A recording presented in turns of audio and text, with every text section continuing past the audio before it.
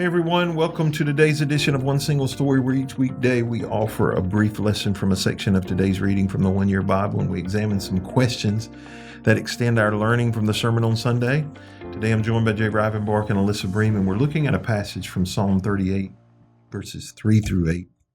And it says this, it says, "Because of your anger, my whole body is sick, my health is broken because of my sins, my guilt overwhelms me, it is a burden too heavy to bear. My wounds fester and stink because of my foolish sins. I am bent over and racked with pain. All day long I walk around filled with grief. A raging fever burns within me and my health is broken. I am exhausted and completely crushed. My groans come from an anguished heart." When I read this passage, my first question is whether David was actually experiencing physical sickness as a result of some sin he had committed. Or does God sometimes make people sick in order to bring them under conviction? Listen, any thoughts? Well, I think first we need to talk about guilt and stress and unresolved emotional issues that can cause physical issues. This is an area that I think science is evolving in and growing in understanding, but we know that a weakened immune system can be brought on by chronic stress, which can be guilt from sin or anything else going on in life. That stress brings your levels of cortisol up, and it makes you unable to fight off colds or infections, and it makes you more susceptible to long-term issues. If you have chronic pain or tension, that can also be from guilt or anxiety. I know that maybe some people at this table have given me a stress headache before. Jay. And so, anytime that you have tension in your body, like clenching your teeth, or that can cause more issues. And if you don't resolve it, it can cause bigger issues. Even digestive issues, that guilt and stress cause a disconnect between your brain and your gut. And so you get things like ulcers, IBS, super fun. I don't know. I don't have any personal experience with that. No, if anyone would like to share, nausea, any of those things can just flood your stomach with stress hormones and cause disruption. It's not unheard of that a person's internal emotional state and even their spiritual state can cause physical sickness. This isn't just a Christian idea. This is an idea that's backed by science. And I think that if we make a mistake that we assume that God makes people sick to punish them for sin, that might be crossing a line, but we know that physical discomfort can motivate a person to turn towards God, and that is a very real idea that many people have discovered in life. So do you think that David was being drawn towards repentance through his suffering, Jay? I think he was. When you look at his responses here, he's pretty clear, and he makes a correlation between suffering and the things that are going on physically, spiritually, emotionally. You know, he says things like, "Because of your anger, my whole body is sick, my health is broken because of my sin." To him, whether it was or not, he made that connection. He said, "Man, I'm struggling, I'm hurting because of my sin." And then he says things like, asking God, "Please don't abandon me or stand at a distance." He understood the impact of sin certainly has a spiritual pain associated with it. And obviously, even emotionally, he connected the dots there. And he said, "I've been over and racked with pain, and all day long I walk around filled with grief." You touched on it. You know, I think it's a danger if we say to people that are hurting physically, spiritually, or emotionally, you say, "What's your sin in your life?" And I've known those experiences where people would show up on somebody's doorstep, ring, and said, "I need to come in. You need to confess whatever is going on because of this." And that usually is not necessarily the case, but pain and sickness, I believe, drives us to God. The good thing about this is if there's a correlation in our life, physically, spiritually, emotionally, that we're suffering because of our sin, whatever it looks like, that when we confess and make those things right, as David did, he expressed hope, and joy and anticipation of what God was going to do when he made those things right. And so if you just talk about you may be hurting or suffering because of sin, you also need to talk about the fact, well, if I make things right with God, I'm expecting Him to show up and deliver me. Yeah, there's some hope there. Absolutely. Yeah. So why do you think people have so much trouble with this idea that God might discipline someone who has committed sin? I mean, some of the reason might be because you have it, like, if you're sick and somebody shows up at your door and be like, you sinned, that's why you're sick, and you know that you haven't. Like, You say, I'm about to sin. And so I think we've seen that idea used in bad ways before, in unhelpful ways. So much of what I see is just a natural consequence that when we have that stress in our life, it causes all of those issues. And so I think it's almost a natural discipline that has been ingrained into humans more than like God being like, boom, IBS. That's a good word to use. Yeah, it is. Oh, my. Yeah. I don't think I ever think of that to say after today. Irritable boom bowel syndrome. We got some new terminology going on here. But what I would say to it is, do I think that there are some specific times where God may judge someone? The answer to that is yes. But I would also say that, in my opinion, God has set some things in motion from the beginning that if you do A, B is going to happen, right? So, an example, if somebody is an alcoholic and they have liver problems, right? That is a result of the alcohol. But God has said, don't. Right? Don't be an alcoholic. Not necessarily don't drink, but don't be an alcoholic. And because there are some things that come with that. There are some things that come along with that. There are a lot of other examples that I would could give that would be similar, where God has already given us instruction. Don't do those things. Don't be a glutton. Right? And when we have certain issues that come along with that, and we can complain about it. We can even ask God to heal us. Right. But some of the burden has to be placed on our disobedience of what He has already put into place. If you do A, B is going to happen. The struggle comes though when some people do A and B don't happen, right? And we're like, well, how did they get away with it and I didn't? That becomes frustrating. But when we experience God's discipline, is it as much grace as it is anger? Can either of you speak to that? I think it's more about grace than it is anger, to the point that God would allow things into our life to refocus us, to get our priorities right, to humble us. I can speak from personal experience in some of the seasons of my life, whether it be physical pain, emotional, spiritual, whatever, that it was in those seasons. And I wanted desperately to get delivered. I wanted healing. I just wanted to be out of the problem and the pain, whatever it looked like. But God's grace allowed me to learn and grow and develop through that pain greater than perhaps any other areas or times of my life.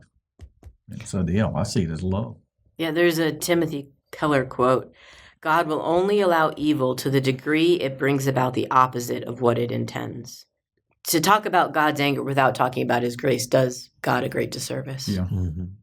As I think through it, I'm recalling some people who ignored God, were hostile toward God when life was good, but when pain and tragedy came into their life, ultimately they submitted and surrendered to God. And so if it took that in their life, then certainly that was an example of God's grace and His love in the midst of it. I think all of us agree all sickness is not a result of personal sin. I think it is a result of sin. Sin in general, yes. The doctrine of sin, man. The fall of man. But it's not a result of personal sin.